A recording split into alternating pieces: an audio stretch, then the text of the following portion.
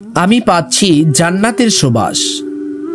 আনাস ইবনে মালিক রাদিয়াল্লাহু তাআলা আনহু বলেন, আমার চাচা আনাস ইবনে নাজার রাদিয়াল্লাহু তাআলা আনহু বদর যুদ্ধের সময় অনুপস্থিত ছিলেন।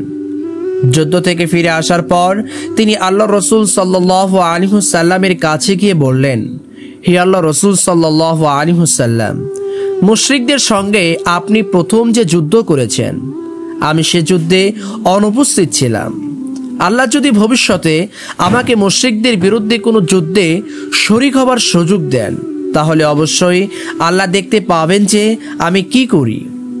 এরপর উহুদের যুদ্ধে মুসলিমরা ছত্রভঙ্গ হয়ে পড়লে আনাস ইবনে নাজার রাদিয়াল্লাহু তাআলা আনহু বলেছিলেন, আল্লাহ, এরা অর্থাৎ তার সাহাবীরা যা করেছেন তার সম্বন্ধে আপনার নিকট ওজর পেশ করছি, এবং এরা অর্থাৎ মুশরিকরা যা করেছে তা থেকে আমি নিজেকে সম্পর্কহীন বলে ঘোষণা করছি।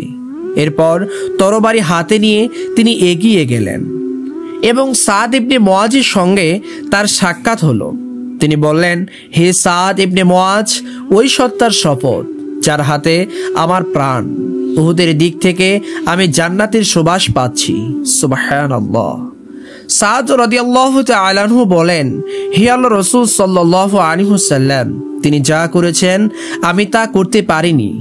আনাস রাদিয়াল্লাহু তাআলা আনহু বলেন, আমরা তাকে এমত অবস্থায় পেয়েছি যে তার দেহে ৮০টিরও অধিক তলোয়ার ও বর্ষার ভেতরের জখম রয়েছে। আমরা তাকে শহীদ অবস্থায় পেলাম। মুশরিকরা তার দেহ বিকৃত করে দিয়েছিল। তার বোন ছাড়া কেউ তাকে চিনতে পারেনি এবং বোন তার আঙ্গুলের ডগা দেখে চিনতে পেরেছিল। আনাস রাদিয়াল্লাহু তাআলা আনহু বলেন, আমাদের ধারণা কোরআনের এই আয়াতটি তার এবং তার মতো মুমিনদের সম্পর্কে নাজিল হয়েছে। অর্থ, মুমিনদের মধ্য হতে কিছু সংখ্যক আল্লাহর সঙ্গে তাদের কৃত অঙ্গীকার পূর্ণ করেছে। সুবহানাল্লাহ। সূরা আহজাব আয়াত 23, সহিহ বুখারী 2805।